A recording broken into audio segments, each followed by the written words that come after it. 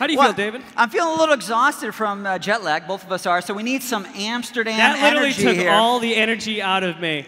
I've been up for 48 hours, had 2 hours of sleep.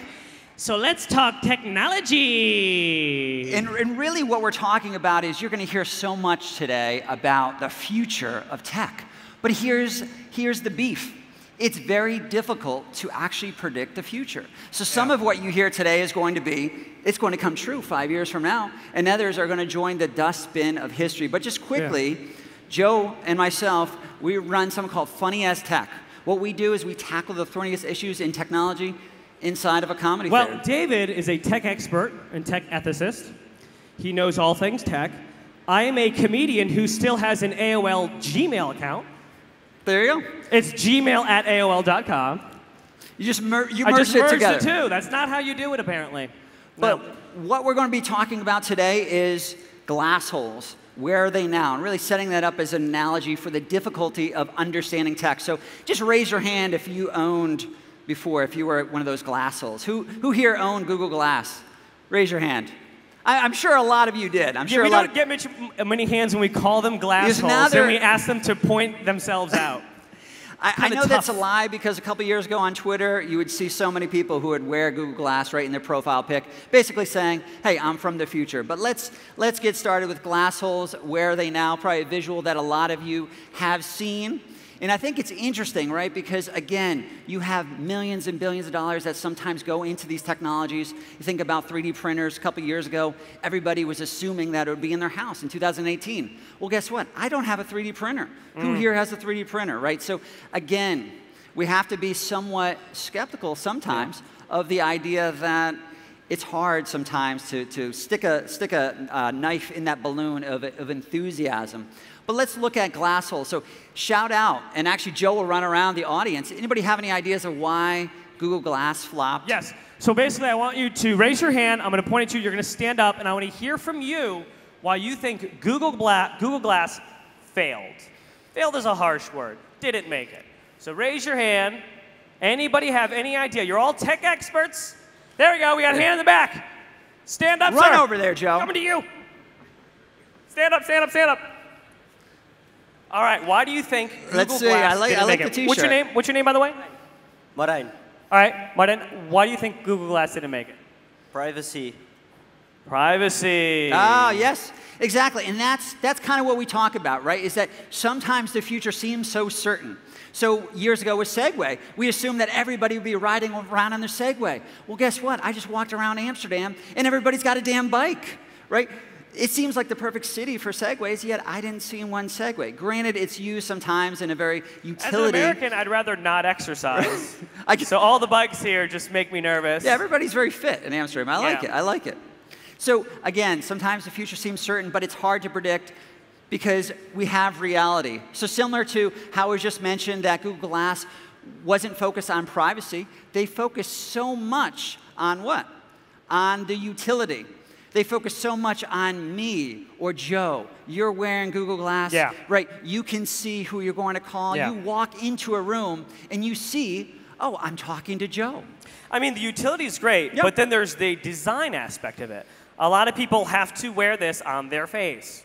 And Google Glass, my opinion, isn't the sexiest thing in the world. Not always the sexiest. You know, I think that's why when you think of Google Glass, here's what you think of, right?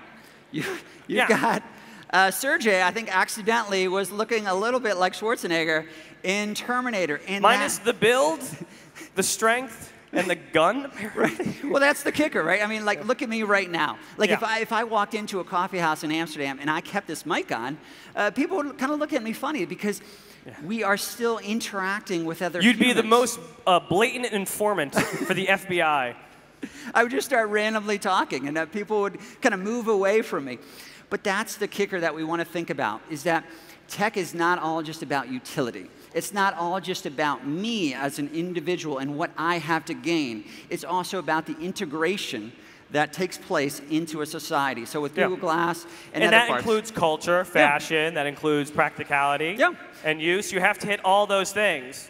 So we know, Joe, that glass was not sexy. So obviously, once glass was getting a little bit of flack, and people were calling them glass holes, and you had pictures of Sergey Brin not looking like Mr. Sexy, they said, well, let's sex it up a little bit. So glass did actually try that, and they said, let's put it on models. Yeah. Let's maybe change the design. They had a lot of fashion houses in New York say, maybe we can have it look a little different. But it still didn't work. And again, a lot of you are probably thinking, well, wait a minute. It's used in factories. There's Amazon workers who are using glass, and that has benefits. Maybe it's a kickstart of augmented reality. They look like very sexy Borgs, by the way. It's like if you took Borgs from Star Trek and That's the upped problem. up their sexiness and gave them the visor from Data. I'm just going to take a guess that I do not think that these women actually will be walking around wearing glass. I'm sure they had trouble turning them on and off, which I did. Yeah, it's very difficult. Again, the glass $1,500 Explorers. So thinking this, obviously, Google was not the only one that said, let's do augmented reality, or let's have tech on top of our face. Like, let's wear something. So with Snapchat or Snap, recently when they released spectacles, they tried the same idea. They said, you know what, glass was not sexy enough. Let's have it sexier. Boom, right? So they tried the same thing. Yeah. But again, it didn't take off. And this was something people said, this is going to be huge. They created hundreds of thousands of these, but they had to actually throw away hundreds of thousands of spectacles because they were unused. And 50% of people stopped using them after 1 month. This feels like utility went down, fashion went up. You have to have the balance of the two. Google Glass had more utility. This was basically just a camera that you wear on your face. Yeah. Anybody here have Snap spectacles? Yeah. Raise your hand? Yeah. Well, why do you still use them? Joe, maybe Brendan. We're going to put you. Do you still use your Snap spectacles? No, I got them for free. Oh. Well, why did you stop using them? I mean, granted, you got them for free, but did you like using them? I don't use Snapchat. Oh. But I got the glasses for free, but anyways, I didn't use them. I used them for once, but it didn't hit me.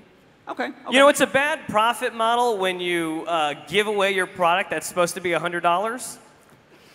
You know, you're not, because Snapchat, they were selling these for $100+, and they gave a lot of them away for free to try to get people to use them. Mm-hmm. It didn't work out. No, it did not work out. So the issue that we want to talk about, because this is really where it dovetails into a lot of the conversation you're going to hear today at the Next Web 2018, is that we have to have a larger discussion about the human face. Is it that humans do not like changing their interface, right? The human face is a 60-million-year-old interface. And here we are saying, I'm going to evolve. I'm going to change that. Well, Here's the thing, though, David. Go for it. You have augmented your face with your glasses. Oh, that's true. Yes. So, but there's a practical use for your glasses, right? You need them to see. And that's kind of like the transhumanist argument, is that are we on some type of like evolutionary train towards more tech? It will succeed. There will be some sort of augmented headset, either VR, AR, that can succeed. But just right now, nothing is working. Yeah. Nothing is being implemented that is being held by the masses. Why? You see the same thing, right? If you walk into a restaurant right now and somebody's got their Bluetooth in, that's a whole etiquette issue. And that's the big thing that we always want to consider, is that etiquette actually plays a strong role into the future adoption of any type of technology. So when we think about wearing something on our face, well, let's look at the classic one. Anybody? Who here had a Virtual Boy? Anybody had the Virtual Boy? Anybody old enough? I had one when I was a kid. I was told this would be like, hey, wave a hand up. I was told this would be like virtual reality. It was basically just a portal into a red hell that you looked into that gave some children seizures. It was a product that wasn't there yet, but they tried to push it on the market. Nintendo ended up losing a lot of money. It was their biggest flop. Yeah. And that's the big issue, is obviously we have billions of dollars right now flowing into VR, AR, MR, XR, right? All these different Rs.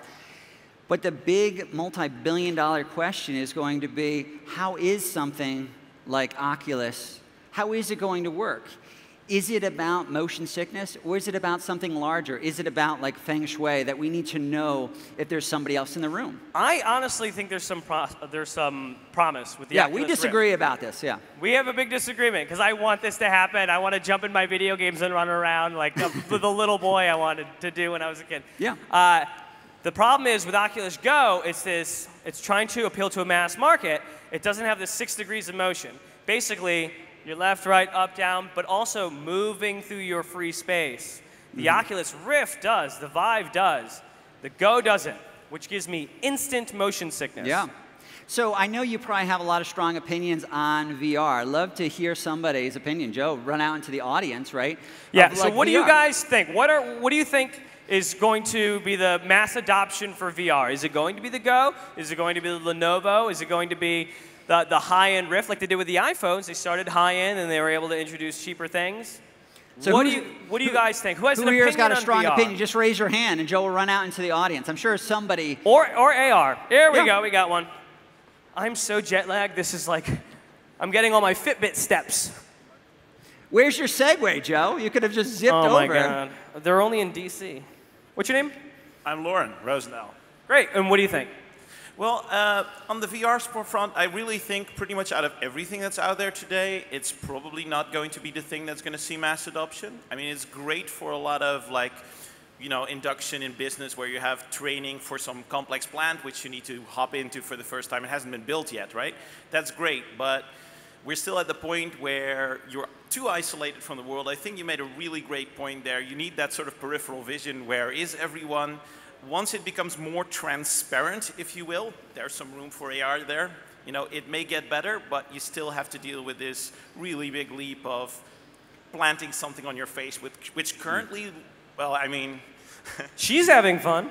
Yeah, I'm sure she is, but, you know, from the outside, I would say she looks significantly worse than maybe even the glass holes did, just because of the fact that you literally are having like a bunch of... Yeah, I mean, it looks like you have a set of toilet rolls almost on your face, right? Thank you so much. And I'm glad that you used the term glass holes. I'm happy this is catching on. Well, and that, Joe, that's the big issue, right? Is it about the sexiness of this device? Should we be looking at that and saying, how do we make that more attractive? Or is it also a combination and about kind of like you said, the vision, and that would be kind of a testament with why we need something like AR or MR yeah, for like mixed you mentioned, reality. there's the utilitarian aspect. VR is extremely immersive. The whole purpose of it is you're trying to escape your reality. Yes. Where AR has the practical use of, you can use it on other things. As a construction worker, you can have a heads-up display. Definitely. But the technology in AR, the processing technology, is not there yet. Or at least there hasn't been anything released. So again, that's the big issue, is that there's always so much focus on this is the next big thing.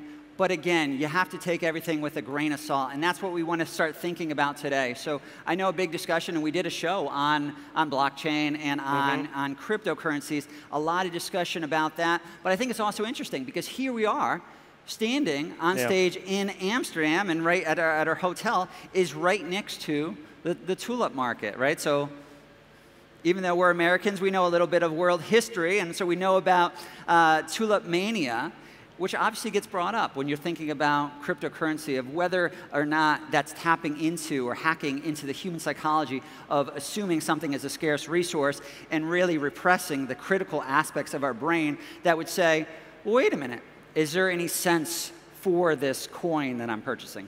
Yeah. So we'll see. Do we have any crypto fans here? Who thinks crypto is the future? Because I could be wrong. We disagree about this. Yeah, we disagree about this too. Our podcast is 90% us disagreeing because I don't know anything. I think blockchain, crypto, I do see a huge value in it. It's a completely destabilizing thing that can bring the power of finance to its adopters. Yeah. Where you don't have a centralized bank dictating, you know, the value of all this currency. But what do I know? But then the issue is, right, currency is something we've tried to disrupt for 200 years. There was something in the 1800s with time money, right? And that became a whole big fad. So that seems to be a difficult part. And that's what we want to leave you off with is, which technology that you're sitting at and that you're listening to today, which one is the future, and which one is merely just a flop and something that is going to join the dustbin of history. So again, I'm David Ryan Polgar. I'm Joe Leonardo. And we're Funny as Tech, so thank you for having us. Thank you.